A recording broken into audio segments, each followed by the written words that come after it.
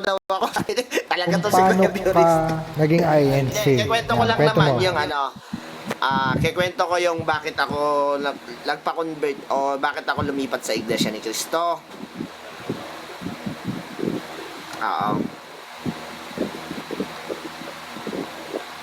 Yung madaling salita, nakaunawa, kaya Oo. may Hindi sensitive kasi, yan. okay. Ano ko na lang, ibubuod ko na lang, Kuya Biorista. Uh, Oo nga eh. I-upload sa YouTube. Find the truth. Pwede naman, pwede naman, pwede naman. Walang problema. pwede. Okay.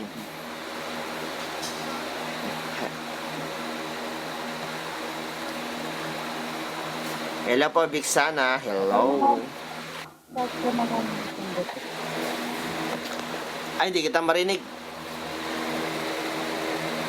Kwento mo na. Paano ka nagsimula? Okay, ganito po kasi yan. Nung bata pa ako, ito muna. Nung bata pa talaga ako, ito, kuya, totoo to. Nasa Baysa ako Baysa, Caloocan. Doon ako lumaki, nagkaroon ng po, hanggang paglaki ko. Alam niyo yung North, yung tinatawag na papuntang Balintawak. Ito cycle, ko lang to, kumbaga, parang may nangyari na ganon, na nasa psycho ko, baka ito nga yun. Sign lang ba? Parang may nagbigay sa akin ng sign. Alam niyo yung Kamatsile, Kuya Mega Music? Kamatsile. Yung malapit sa sa Yung kapilya doon, alam mo yung kapilya doon? alam ko yan, bro. Yung sa Kamatsile. Yon, yung bata ako, ganito yan. Nung bata ako, nung namamalengke kasi kami sa papuntang Balintawak, lagi kami namamalengke dyan, may tindahan kami kasi dati ng mga gulay. So, lagi kami, sinasama ako ng parents ko, papunta dyan sa Balintawak. Alam mo, pag napapadaan ako ng Kamatsile, bata pa ako noon, waldi pa ako, Katolik na ako noon. Pero, nakikita ko lagi yung Kamatsile, yung kapilya ng Iglesia ni Cristo doon.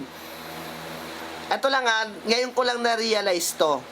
Lagi talaga, bakit sabi ko, nung bata ako, bakit pag nakikita ko tong kapilya na to, gandang-ganda ako. Nung bata ako noon Tapos, ang iniisip ko nung bata ako, nung yung kapilya na yon, nandun yung parang iniisip ko kasi palasyo. Nung bata ako yan, siguro ang edad ko noon, mga 10 years old. Parang iniisip ko dyan, palasyo, tapos yan sa Kamatsile. Parang gusto kong pumasok doon sa, ano ba yung meron sa loob? Bata pa lang ako, ganun na yung nasa isip ko. Pero hindi ko alam na relihiyon pala yun, Kasi nga, hindi ko naman masyadong inaano yan. So, nung palagi na lang, laging yan ang tuwing dadaan ako dyan sa Kamatsile, yan ang lagi kong tinititigan, yung kapilya na yan. Tapos nung lumaki-laki na kami, tumira na kami sa Sampaloc, Manila. Lumipat na kami dun. Ayan yung kwento ko, nagkaroon na high school, nagkaroon na ako. Catholic pa rin naman ako nung elementary hanggang high school. So wala pa sa akin wala pa sa akin yung religion na yan. Kumbaga parang wala lang pa yan sa akin nung elementary, hindi ko pa pinapansin yung mga yan. Ano ba, born again ka ba? Ganyan, parang wala lang. Tapos yung time ng high school na ako, ganyan, medyo nagkakautak na ako, di ba? Yan na nagkakaroon na tayo ng, alam mo na, parang dagdag kaalaman, parang ganon. So, may napapansin ako sa mga classmate ko, bakit pag magmimisa sa school, hindi sila sumasama, naiiwan sila sa room. Kasi, di ba, madalas yan sa school kapag may misa, kailangan uma-attend tayo lahat. Doon ako nagkaroon ng isang sa mga bagay na, Iglesia ni Cristo sila. Ano yun? Parang doon na ako nagtanong. Okay. So, tapos na yan, hindi ko naman sila inuusig nung mga panahon na yan wala naman akong paki sa relihiyon noon kasi nga Catholic ako noon. Ang tambayan pa namin noon, nung Catholic ako, simbahan. Doon kami sa labas, tuwing pag uwi namin galing school, tambay kami doon sa may compound ng Catholic, no? Yun yung pinakatambayan namin, doon kami nagde-date, sa may, hindi sa totoo lang sa amin yun may mga ano kasi doon tambayan, doon kami lagi. So, tuwing linggo naman, palasimba talaga ako nung mga panahon na yon, tuwing linggo, sisimba kami dyan sa sa ano naman na yun ayun na yung nauwi kami ng sa Sampaloc yung layon.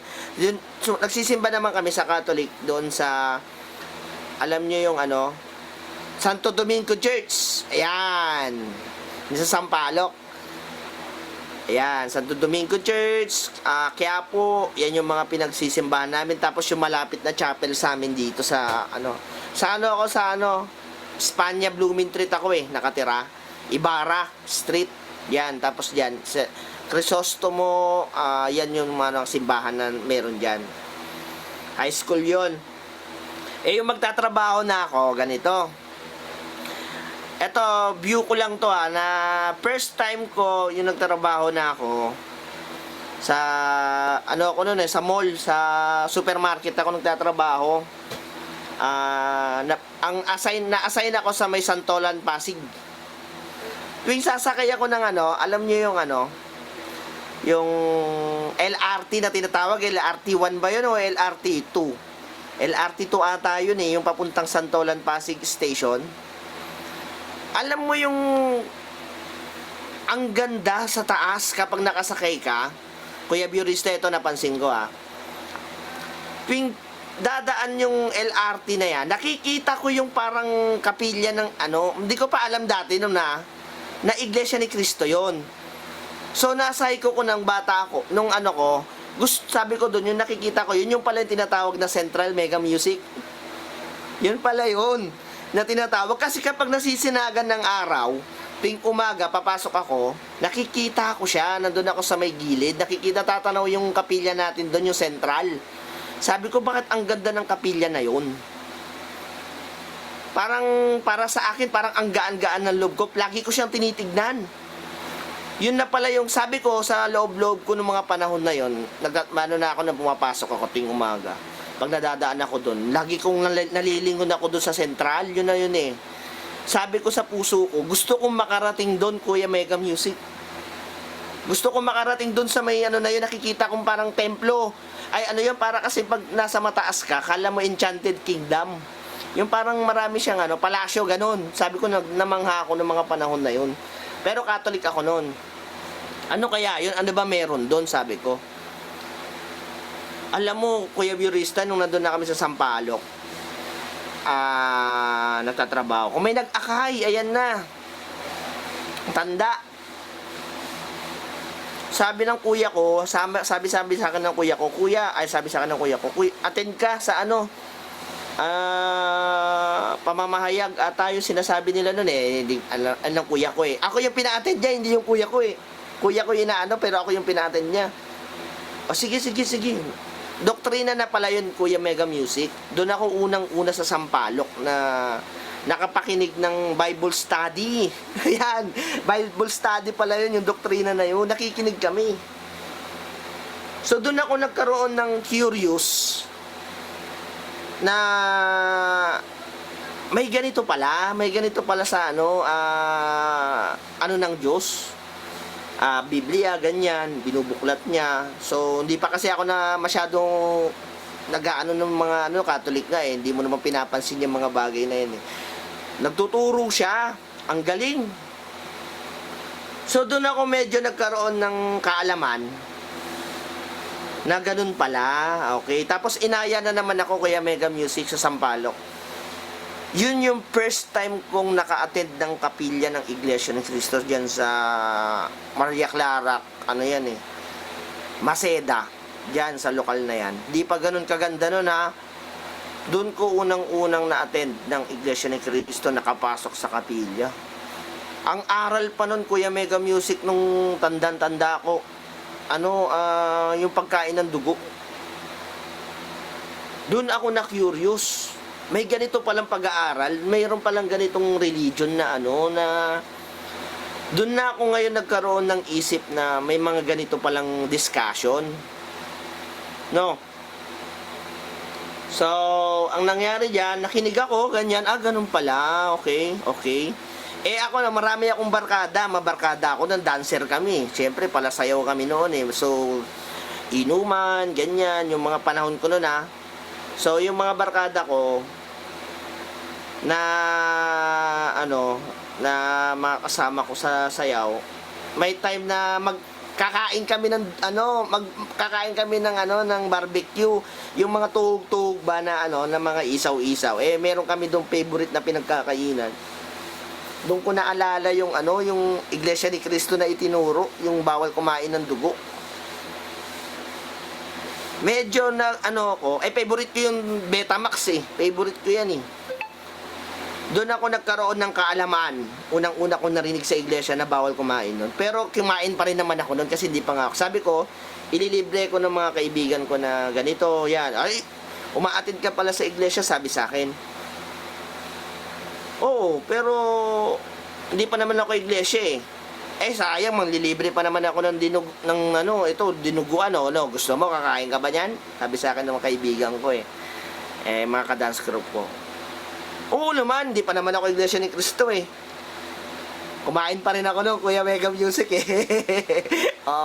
yung time na yon, alam mo nangyari, Mega Music, hindi na ako nakapagtuloy na na iniiwasan ko na yung Iglesia ni Cristo yung mga panahon na yon. Yung nag-akay sa akin, tinataguan ko na. Yung lalaki, tinataguan ko na siya. Kasi nga, parang ayoko na sa Iglesia ni Cristo noong mga panahon na yan. So, yung time na yan, binaliwala ka na Iglesia ni Cristo niyan. Nakapakinig nga ako noon Yung time na yan, napunta na ako sa Novaliches, lumipat na, palipat-lipat ako ng bahay Novaliches na, Kuya Mega Music, doon na. Alam mo, nangyari, akala ko makakalusot na ako Pero hindi ko pa naman iniisip yung mga bagay na yan kasi nga parang wala na sa akin yan. May nag-akay sa akin. Ayan, may nag-akay sa akin. Pero pala, yung mga panahon na yan, Kuya Burista, yung hindi pa ako iglesia, pala simba na talaga ako sa Quiapo nun. May girlfriend akong Catholic, doon kami nag-meet sa simbahan ng Quiapo. Ayan, may,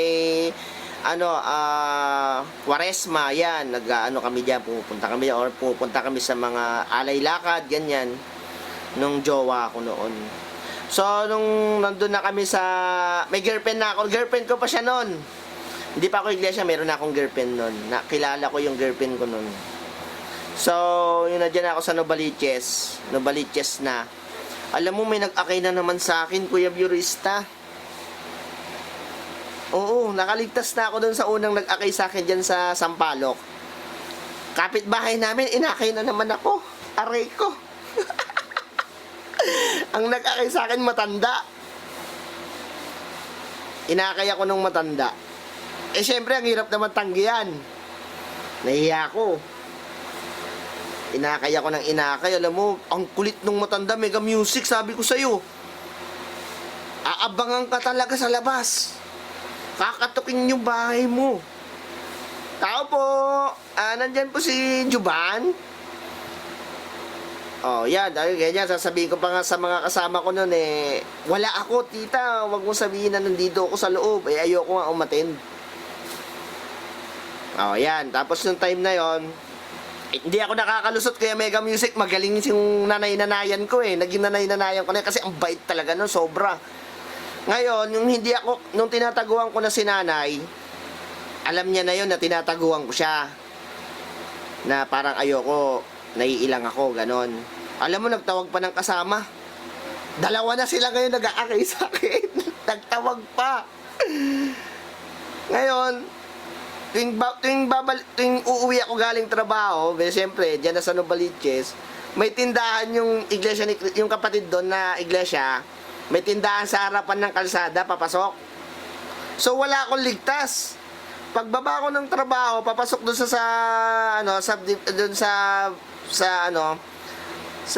village, hindi na ako makakalusot. Kasi nga, inaabangan pala ako ng isang nanay doon. Aayain akong magdoktrina, aayain ako ng pamamahayag, ganun. Minsan tinatimingan ko, nakakalusot ako eh. Pero yung minsan talaga hindi ako makalusot. Yun na yung time na inaakay na nila ako na hindi na ako talaga makalusot. So, pinayagan ko, nakikinig lang ako. Pero hindi pa ako nagpapadoktorina, nakikinig lang ako. Pero may sumagi sa isip ko, Kuya Mega Music, ng mga panahon na yan. Nagkaroon ako ng curious kasi nga nagtuturo na yung manggagawa. Ang ganda ng turo sa doktrina, grabe. Doon na ako nagkaroon ng ano ba meron sa Iglesia ni Cristo para hindi ako nilulubayan.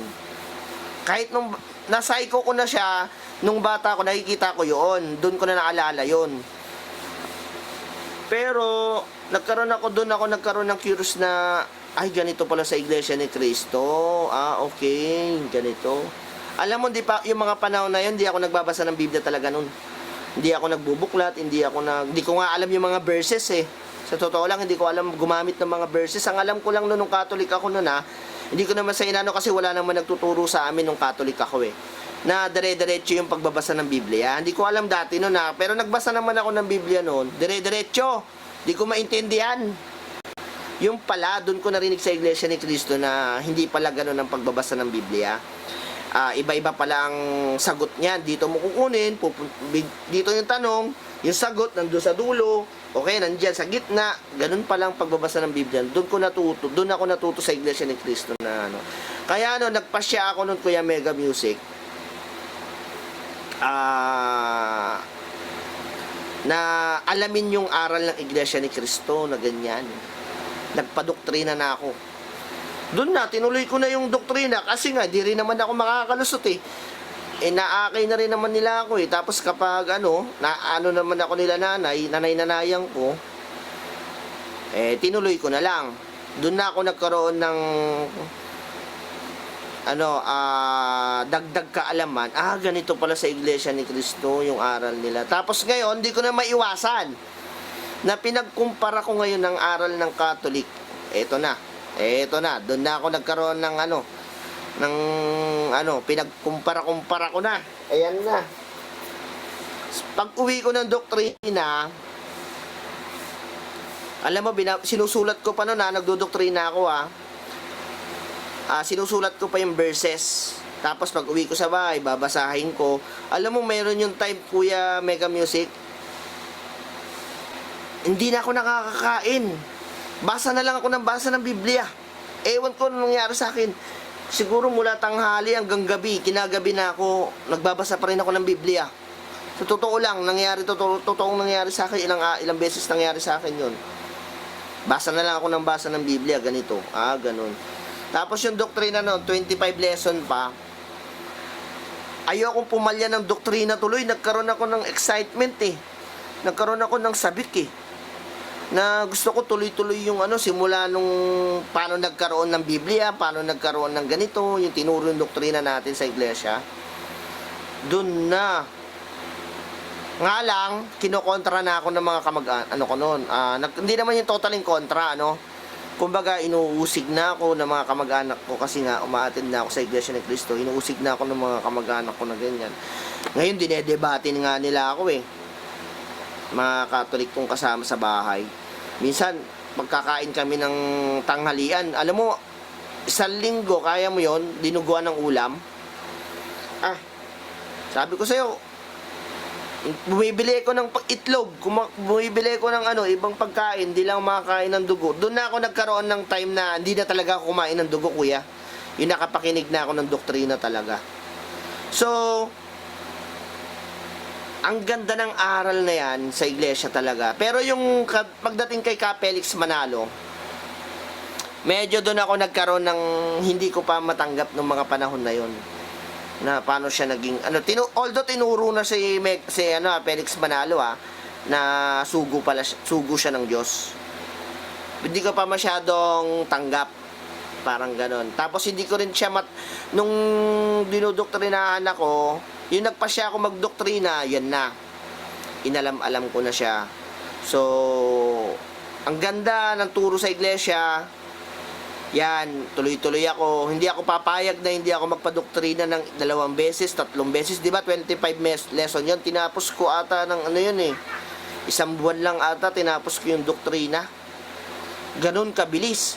Pero yung sinusubok na ako, doon ako natagalan.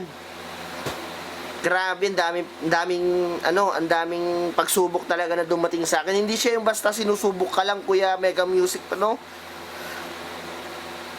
Grabe, ang hirap na pagsasamba ka pa nga nun, Kuya, wala akong kapera-pera talaga. Sa totoo lang, pagsasamba ko nun, alam mo, nagbibigay pa sa akin ng panghandog ko nung mga panahon na yon. Nagigipit ako, nagaganyan ako. Alam mo, yung nag-aakay sa akin, tinutulungan ako nung nag-aakay sa akin kahit alam nilang na ganyan-ganyan. Ang bait talaga ng mga nananayan ko na yon. Ang ganda ng nila. Nagpapasalamat ako sa Diyos noon mga panahon na yon na naunawaan ko. Pero ang problema noon, Kuya Birista, nagkaroon na kami ng problema ng girlfriend ko. Ayan na. Kasi nga, Catholic ako, nagkaroon ng girlfriend ko, ngayon, lilipat ako ng Iglesia ni Cristo, sabi ko sa girlfriend ko. Doon na kami lagi nag-aaway. Yan na, yung isa sa mga pagsubok na dumating sa akin. Yung girlfriend ko na mahal ko yun. So, nagkikita kami niyan, ganun. Ganyan. Inaakay ko naman yung girlfriend ko noon, mga panahon na yun, talagang matigas. Ayaw talagang magpaakay ng girlfriend ko.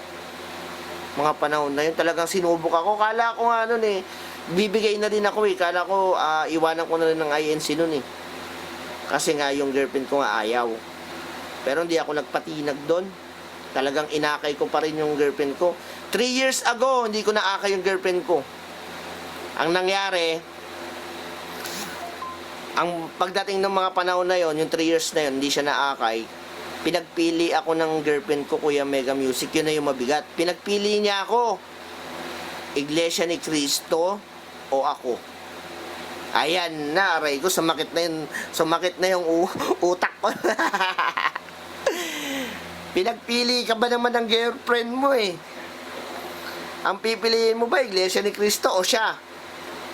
Mahal na mahal ko yung babae.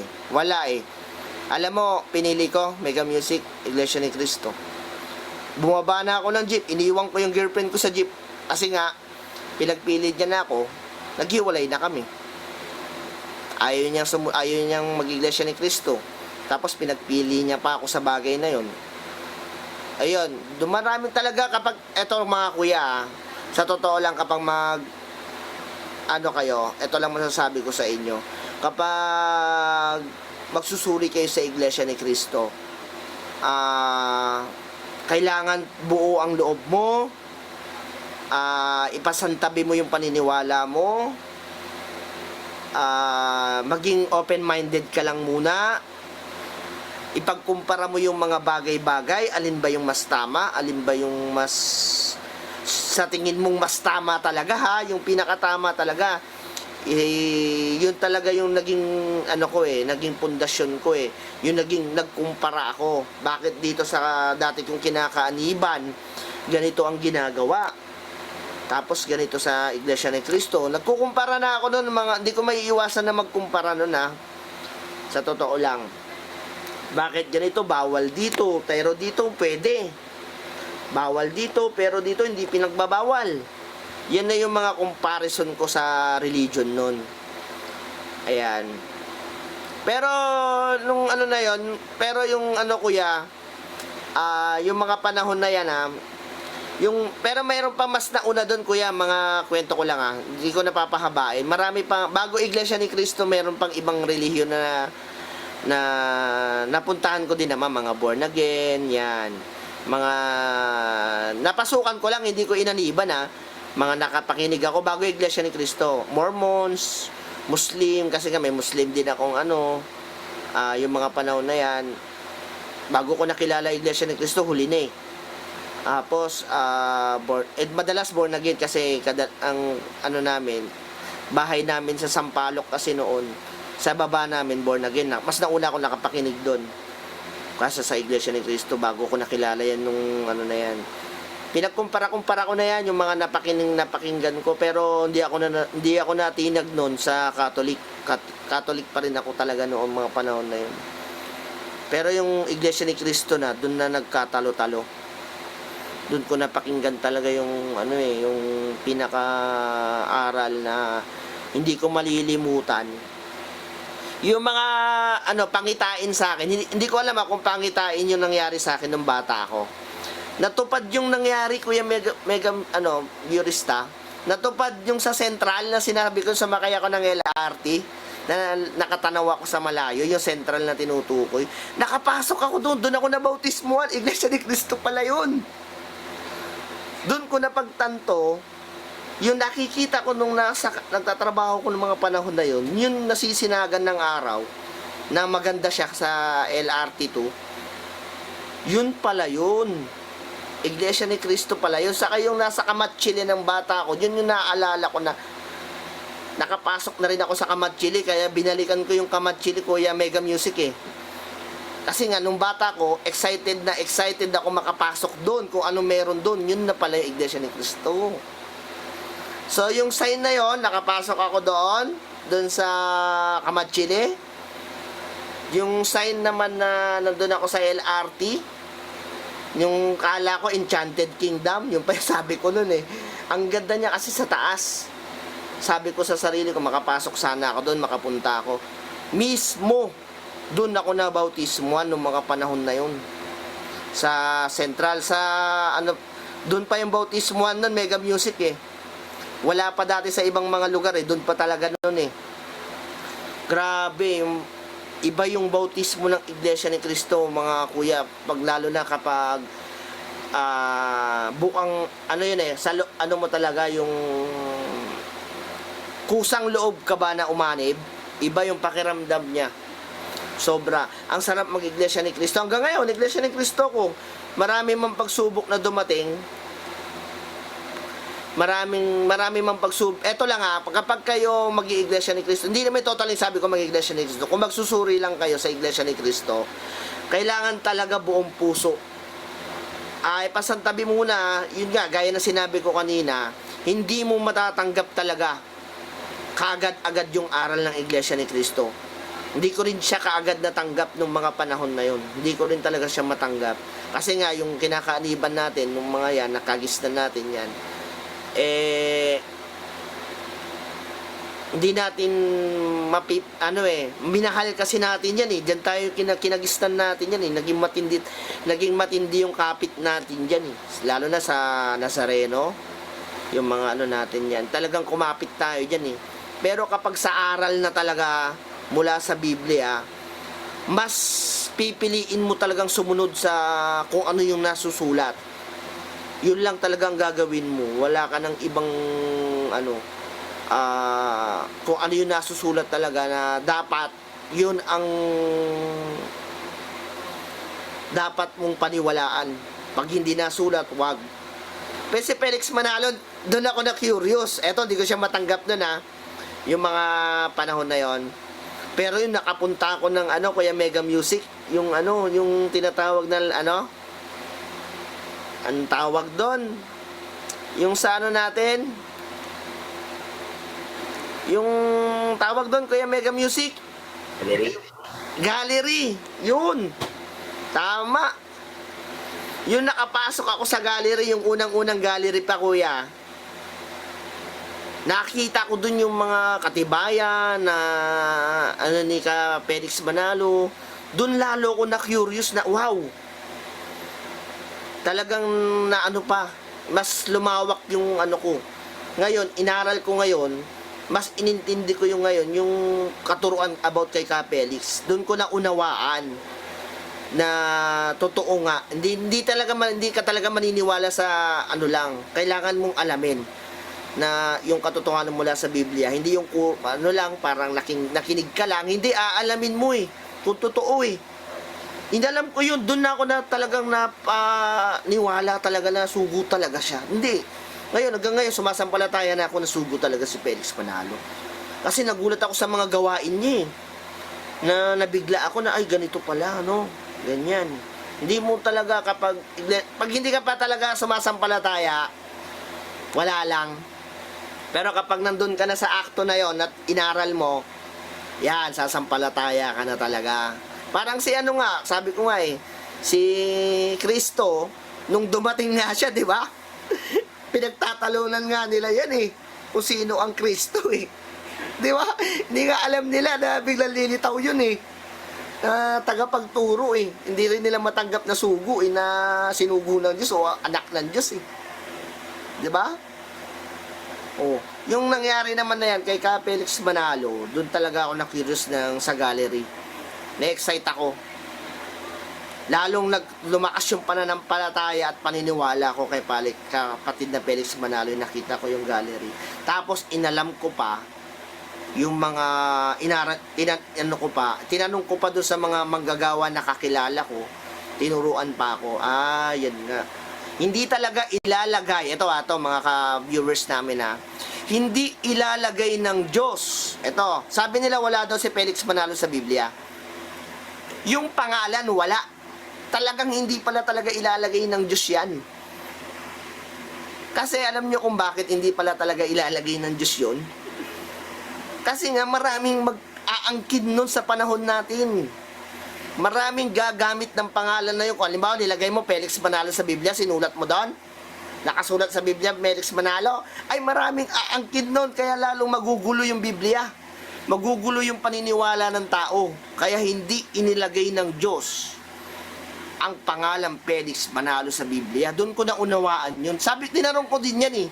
Bakit walang Felix Manalo sa Biblia? Bakit siya kung sugo siya? Ito pa, question ko yan noon, Mega Music sa Iglesia ni Cristo.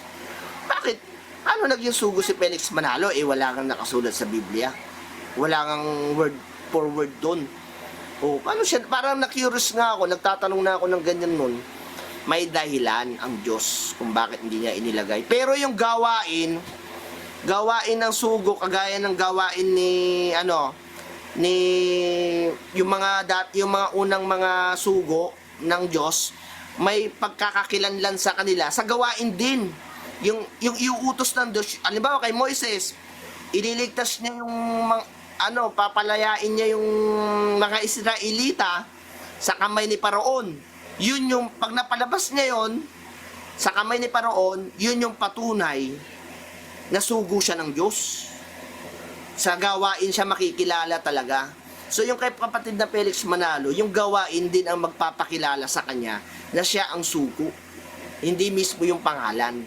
Pero sa yung gawain na yun, kapag natupad niya yon, yun ang pagkakakilanlan sa kanya.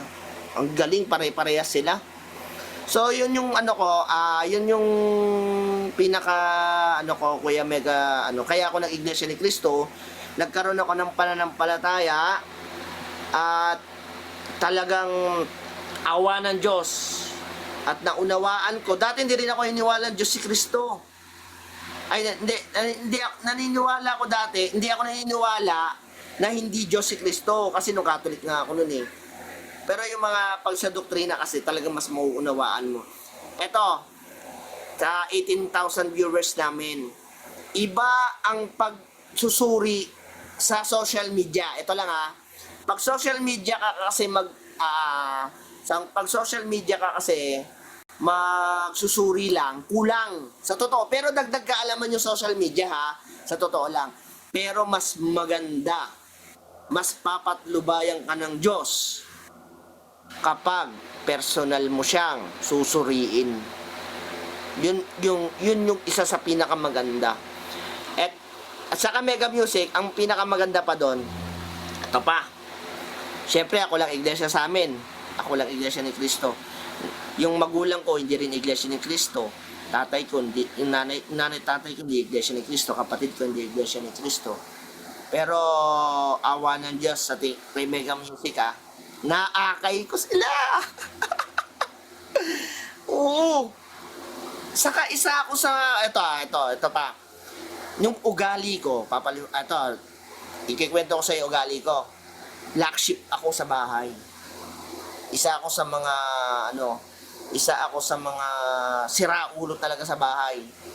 Oo nga, sa totoo lang, yung mga panahon ka na, siraulo talaga ako. Malakas ako minom, talagang barkada, ganyan. Pero nagtaka sila ng Iglesia ng Cristo ko Nagbago. Ngayon, hindi na ako umiinom ng alak. Wala akong bisyo, hindi nga ako naninigarilyo Wala. Pero yung alak talaga, hindi na ako umiinom. Dati, umiinom talaga ako. nagulat yung mga ano ko yung mga kamag-anak ko sa akin Hindi na ako umiinom ng mga panahon na yun Inaaya nila ako kasi yung mga kamag-anak ko, adik sa alak yan. Lahat ng angkan ko, mga kuya. Mga ano naman yun, mga mahilig talaga sa alat, lalo na kapag may nagbalik bayan. Bumabaha ng alak sa amin, Mega Music. Isang drum, alam mo yung isang drum na, 2 drum na yan? Punong-puno ng San Mig Light. Sabi ko sa'yo, ganun ka-addict yung mga kamag-anak mo sa alak. Pero, awa naman ng Diyos, nagbago naman ako. Tapos yung nanay at tatay ko, nagiging kaaway ko rin yung mga panahon na yon. Ayaw daw nilang mag-iglesia ni Cristo kasi nga, nakagistan na lang daw nila, yun na lang. Pare-parehas lang naman daw, bakit pa sila akayin, bakit pa sila makikinig? Pare-parehas lang naman yan. 'Di ba? Iisa lang naman daw ang Diyos. Minsan yung tatay ko, nag-away pa kami niyan. Sabi niya sa akin, inukulit ko kasi sila na ganyan-ganyan, makinig lang kayo. Ang hirap, ito pinakamabigat na pag isa ka ng Iglesia ni Cristo sa pamilya mo, kailangan maging matatag ka. Yung panalangin mo, dire-diretso. Huwag kang lagi mo silang ipapanalangin. Yung mga magulang ko talaga pinanalangin ko. Unang naakay ko, alam mo kung Mega Music sino? Yung bunso kong kapatid, born again yun. Born again siya, naakay ko siya, inaya ko talaga yung kapatid kong bunso. Ganito, ganyan. Yung kapatid ko na yun, mabait naman yun Sumasama naman. Pero matanong yung kapatid kong bunso na yun. Oo, sobrang matanong. Pero awa naman ng Diyos, natawag naman siya. Ngayon, nagkaroon ako ng katulong para maakay yung magulang ko. Yan, nanalangin na kami na sana maakay naman yung nanay ko. Yung nanay ko naman, saksi ni Jehovah. Saksi ni Jehovah siya dati. Pero di na siya active. Pero dun siya nabautismuhan, saksi ni Jehovah. Tapos yung tatay ko naman, Catholic. Pero yung nanay ko, sumisimba na rin siya sa Catholic noon. Kakasama kami dati. Yung tatay ko sabi niya, alam mo, sabi ng tatay ko, Mega Music sa akin noon, mamamatay ako. Hindi ako mag-iglesia ni Cristo. Sabi ng tatay ko, halos murahin niya pa nga ang iglesia ni Cristo Oo, mga panahon na yun, talagang hirap mag-akay. Pag magulang mo na akayin mo, kailangan, bago mo maakay yung pamilya mo, pag iglesia ni Cristo ka, bago mo maakay yung mga yan, kailangan may pagbabago ka. Kasi kapag hindi ka nagbago sa sarili mo, hindi mo maaakay ang pamilya mo, mga kakilala mo, hindi sila maniniwala sa'yo kung wala kang pagbabago.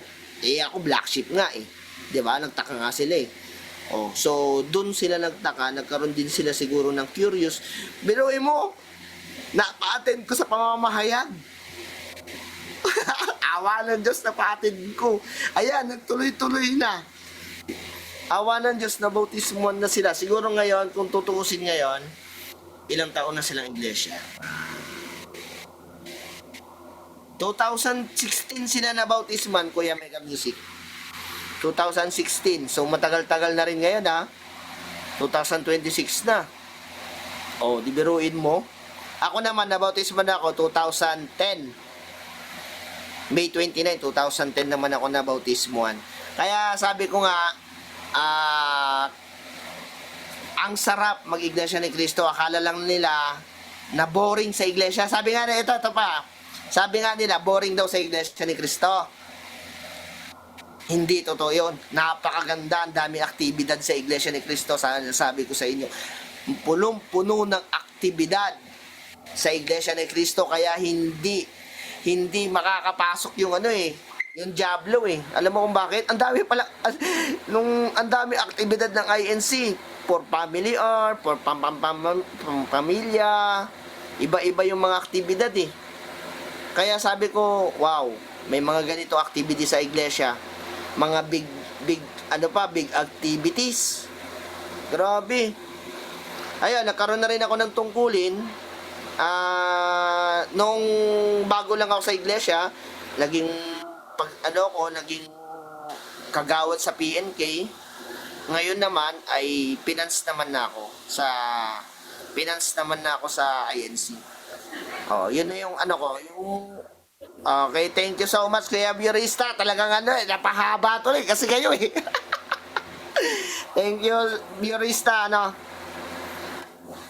Pasensya na, napahaba eh. Inantok na kayo. Aray ko. Pasensya. Sige, salamat na madami. Sige po. Pwede po kayo magtanong. Pwede po. Ako mag-share naman ako. Doon naman. Ayan si Ako rin, oo, 3 oras. Oo. Pasensya Share na. ako ng